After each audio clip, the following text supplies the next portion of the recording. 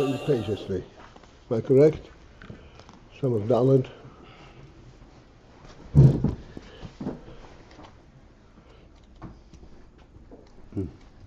Yeah, I think we did.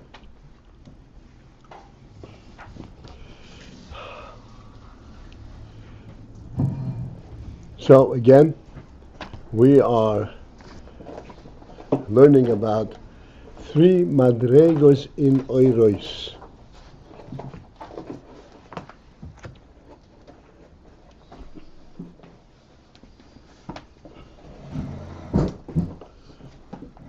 And every time we come to talk about oiros, we have to kind of refresh our view what we are talking about.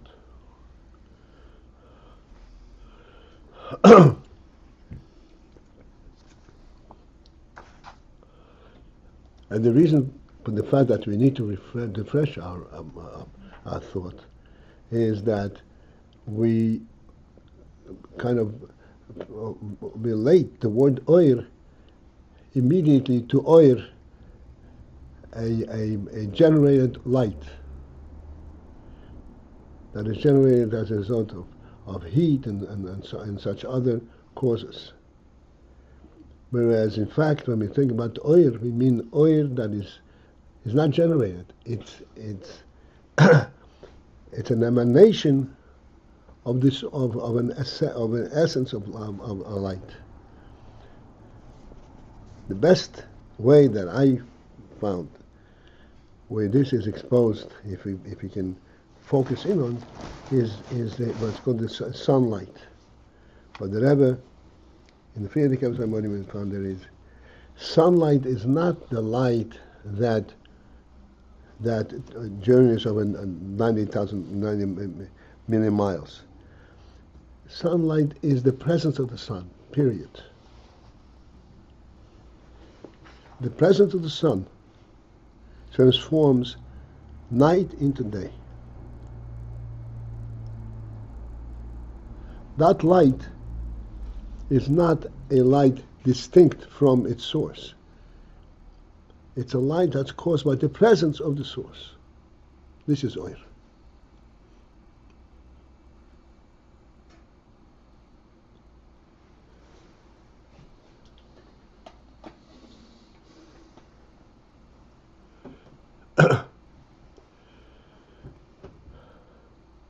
And that's to identify 3 madrigas in this oir. That already takes a bit of labor, because this oir, as we have discussed right now, is lo b'chushbon.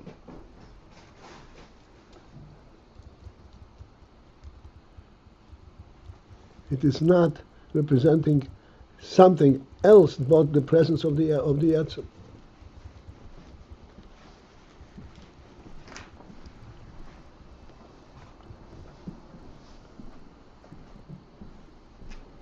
And thus, if we should pursue this discussion to the point of that we want to go to, the Islapshus oir is b'kelim, that oir and kelim cannot in any which way correlate. Because that oil does not represent its own presence. It's not a presence, it's the presence of the Etzem. Etzem cannot be taken away from Etzem to put into Kelim.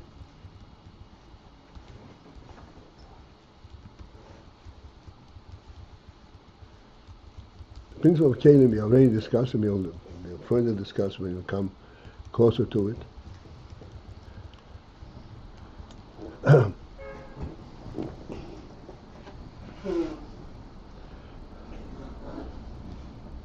But regardless, whether we have full understanding of what it means or not, we all understand that kelim means that you are the effect of the oil rather than the presence of the oil itself.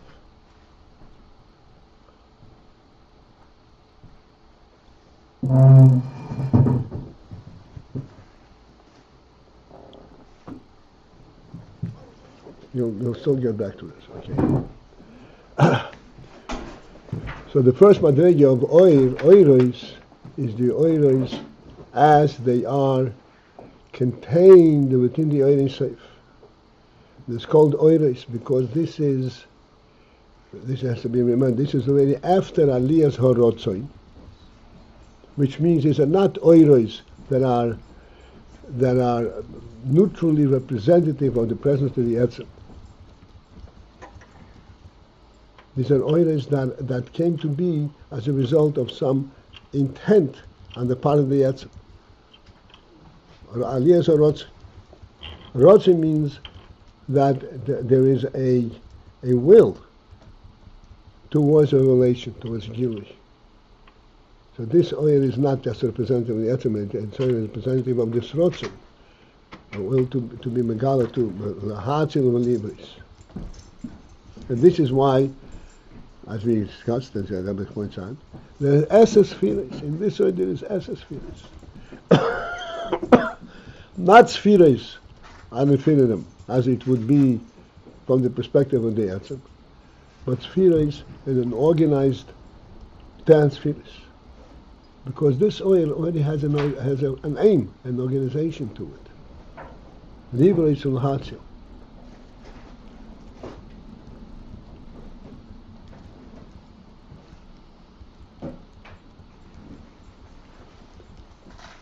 We had a very clear mashal for this. Sometime not very long ago, a week or so again, we discussed that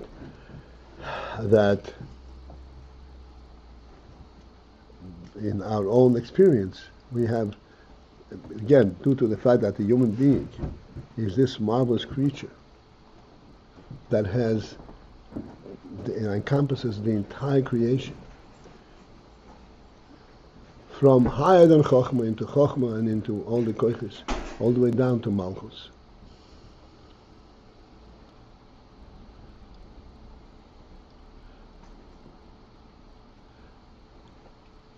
And that's why in the human experience, there is this entire spectrum. There is the awareness of the entire reality, without even so much as recognizing that this reality is enormous, and it's measurable in terms of miles. Not in that area at all. It's just reality itself.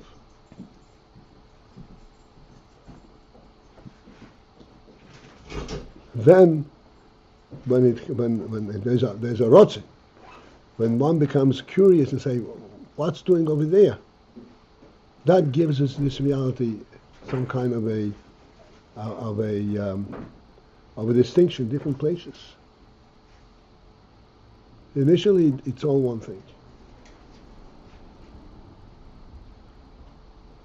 This idea that different places that are identified, are recognized in this reality, it's not that these different places become separate entities. It's within the reality identified.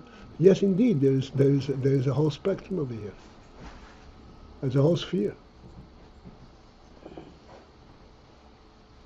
But even though it's still part of the sphere, still it has already come to be identified with, from a practical perspective, from a human perspective,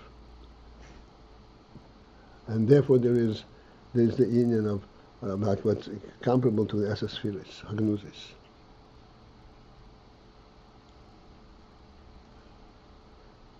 As I mentioned this time, the original time, if the next step in a person's thought is, one is, I'm curious what's going on, I'm looking at a spot. When I look from one place to the other, I'm bypassing the entire distance, not recognizing that I'm covering miles and miles. I'm just going from where I'm to that place. But then when I start contemplating, I would like to be there. That already brings into focus, into awareness, that you're talking about a distance, that you're not there. Initially, the entire sphere is in one place. The next step is, This is, I want to be there. Next day, as we pointed out, I want to go there.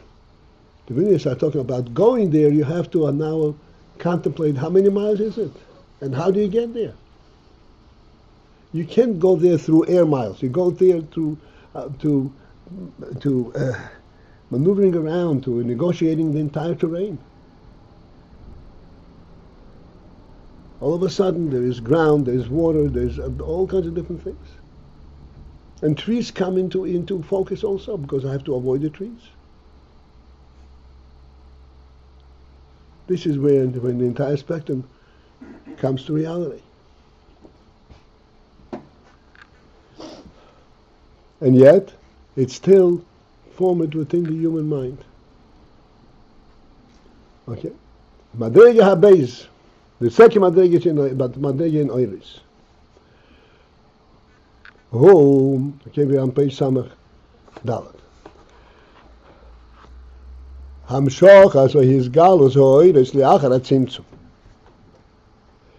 This is where the oiris are drawn and they come to be misgala and revealed after the tzimtzum.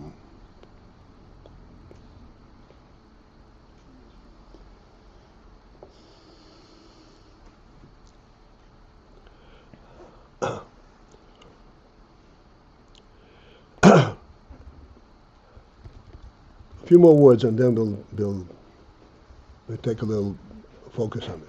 Shehein, which are hafroshas ha'ora be'erin sov ha'matzil. Hafroshas means a separating, identifying, distinction. Ha'ora, a reflection from the erin sov ha'matzil.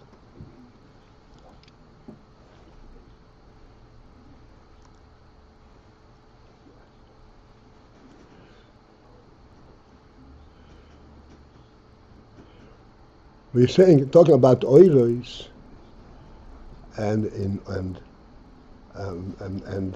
these oiros constitute the hafroshas ha'ora me'erin sov. It's a ha'ora from the erin sov. In other words, not as we would contemplate it to be, but all you have is an oir,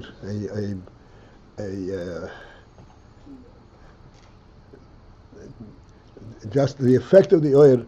He's a ha'ora from the oil in soif, because oil without oil in soif ha'matzil doesn't exist.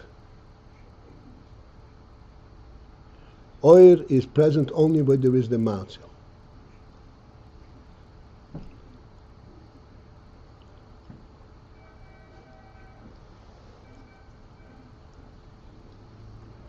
However, since there was a tzimtzum, the tzimtzum means the matzil has withdrawn his presence and allowed the effect of his presence without his presence, so to speak. But that cannot be oil without his presence. This is why we're saying, yes, his presence is there, but it's called the ha'ora me'erin sov ha'matzil.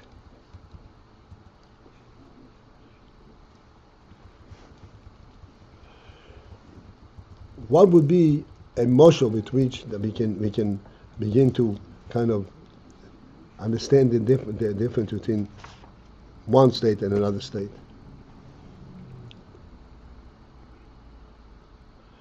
So we said initially, and this is quite an appropriate way of representing it. We said many times. That's what the Gemara says, Odom sheine bayis eine Odom. Which means that the bayis is truly representative of what Odom is.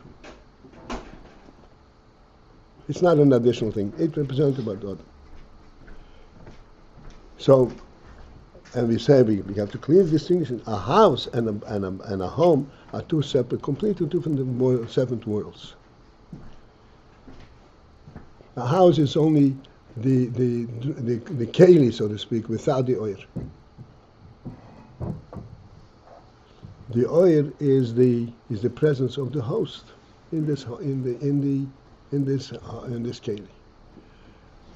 Then when the presence of the oil of the host is in, then it becomes a different entity. It's called a home.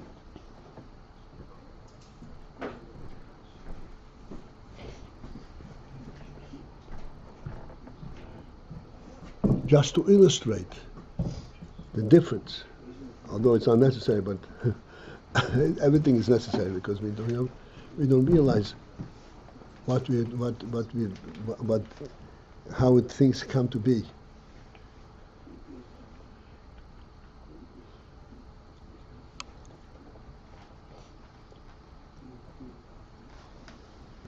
Odom shein a bias any odom. As soon as there is a bias,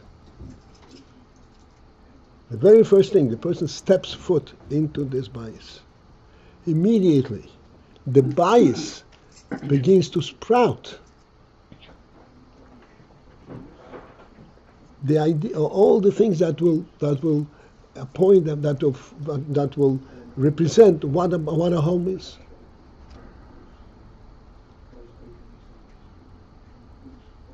The home is the one that brings all of these things out from the human intellect.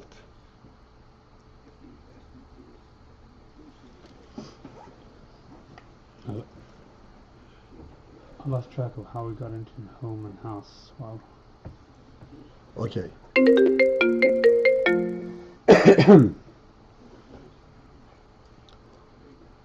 We didn't get into it in a gradual way. I wanted to give, what does it mean, ha-froshes, ha-odom in so much? Where do we have such an entity in our Mashonim? I said, the place where we can find it is in this entity that's called a home. A home begins from a house, in our world. A house is not a home. A house is, as I said, is a bare keli for this. When a person owns a house or steps into the house, that changes the entire reality of this house.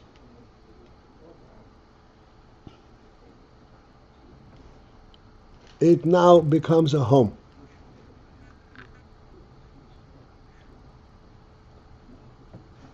It has life to it.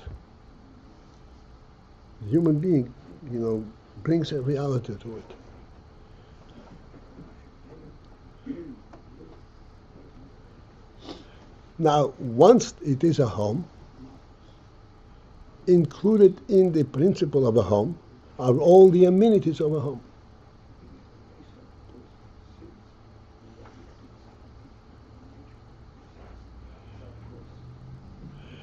All these amenities are present because there is the host, because there's a person there.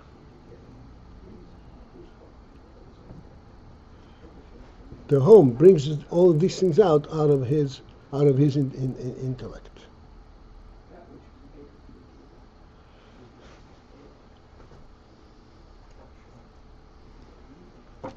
One more point needs to be said here. These things, these amenities, the table and the beds and the chairs come from human intellect, not solicited because it's uncomfortable to sit without a chair. Rather, this is the definition of a human being in a home. The home for the human being is not the place of refuge. Odom shein b'ayis is a place where the reality emanates, is identified. That's where he becomes an Odom. So that all the things that surface as a result of him having a home are all surfacing from the reality, from the helem of the human being, from the depth of the human being.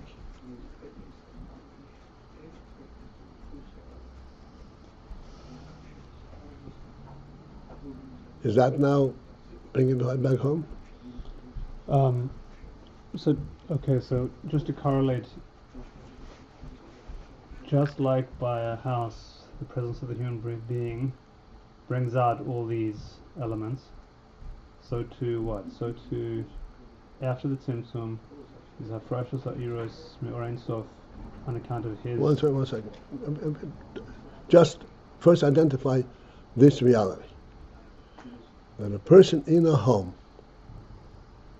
has an infinite presence. Okay. The entire reality of the human being says, "Odom she'ena bais eni odom." The entire reality of the human being is now recognized, present. Mm-hmm. Behelem, in projection, in concept, this home is now fully appointed.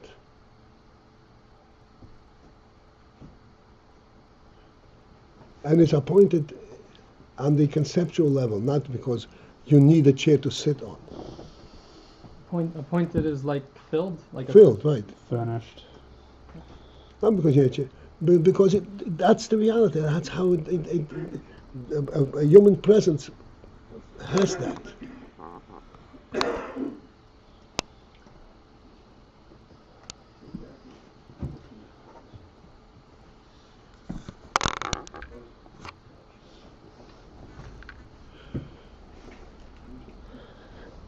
In that state, all of these things are still completely behelem. There is not an entity to be identified. It's all emanating from the presence of the human being himself.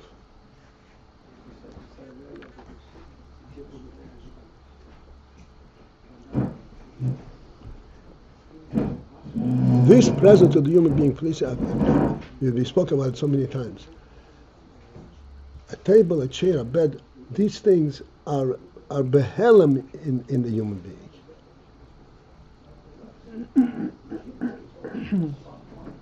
Wait, they're behelem before they actualize, you're saying? Way before they actualize. Yeah, okay. So he has a new house, but he does not yet have an actual table. They're 1 second. The principle that they behelem, they have an actual table, is to explain the following. An actual table can be mistaken for a utility.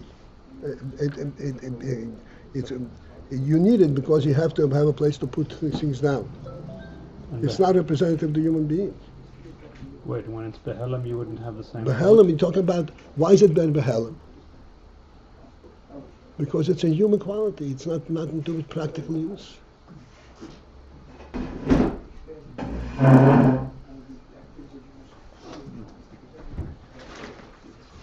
It represents the status of a human being. That's when it's called a home.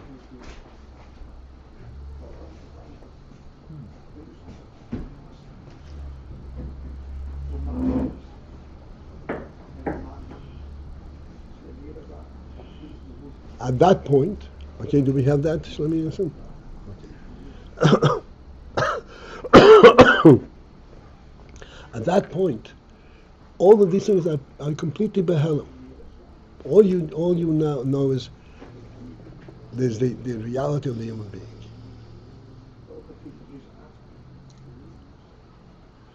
When you want to further identify how this reality of the human being is reflected in this home, you have to take the human being personally out of it.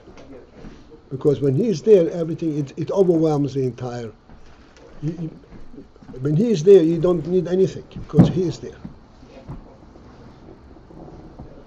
If you want to identify what he stands for, you have to kind of remove him, and not think of him per se, but think in terms of what he stands for. Then you begin to identify all these amenities, the richness that human being brings with him.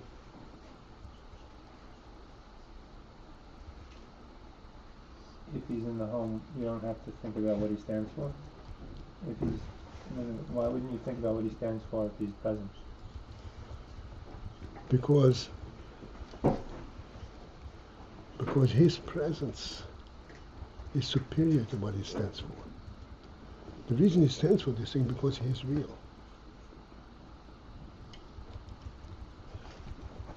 Do you understand what that means? Real. But Samein Kid Musain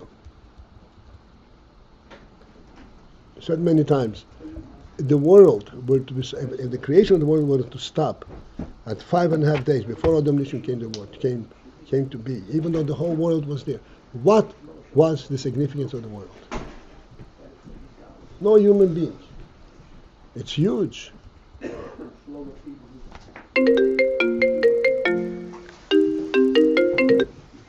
It's huge. And all the reality is there. There's nothing there. Because there's no reality to it. The human being brings the into the world a meaning, a sense of reality. It stands for something. Mm-hmm. So okay, so just to see what we're actually the nimshal, what we're One actually second, talking about one here. second.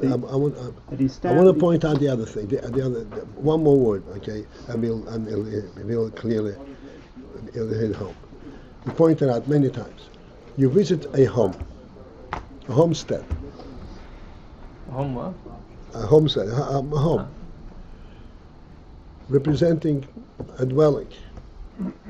And it is fully appointed. There's chairs and beds and everything there. Not even that, even spilled milk in there. And then you were told that all this is a facade. Nobody ever lived here. It's a model home. But the artist projected what it would look like if somebody lived in there. In this one moment, when you find out that this is not real, the whole phenomenon changes in your mind. I'm not in a real home. What's the difference?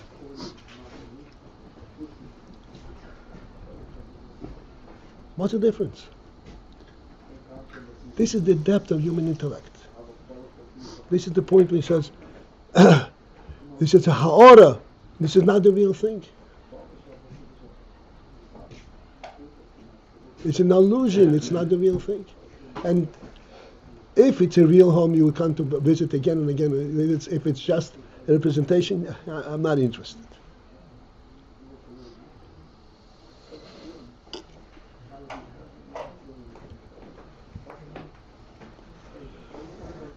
This is what a human being brings to the world. The sense of truth, of a true truth, so to speak. A truth that's not just true functionally or by coincidence, but a truth because that's how it should be. It has to be this way.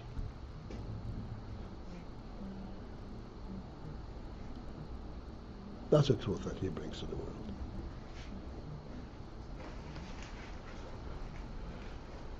When this truth is present, nothing else is present. All the ramifications. You can't pay attention to the tables and chairs. There's a human being living here. It's for real.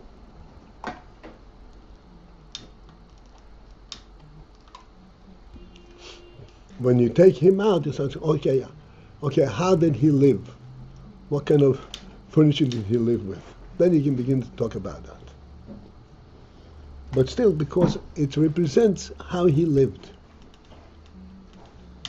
But in his presence, you can pay attention to these things. So that's the tzimtzum, basically. Excuse me? The nimshal That's is a tzimtzum. Okay. That's a tzimtzum, right? You remove him, and what happens? You still hafroshes ha'ora mi'edin, it's a ha'ora. It's a reflection of the reality that he was there. And take him away completely. If you say it was never there, then the whole thing dies. But in some way, it's a very clear representation of him. Yes. The ha'ara is also real. The ha'ara is a ha'ara of the... Yeah, ha'ara is real because it's a ha'ara of the real thing.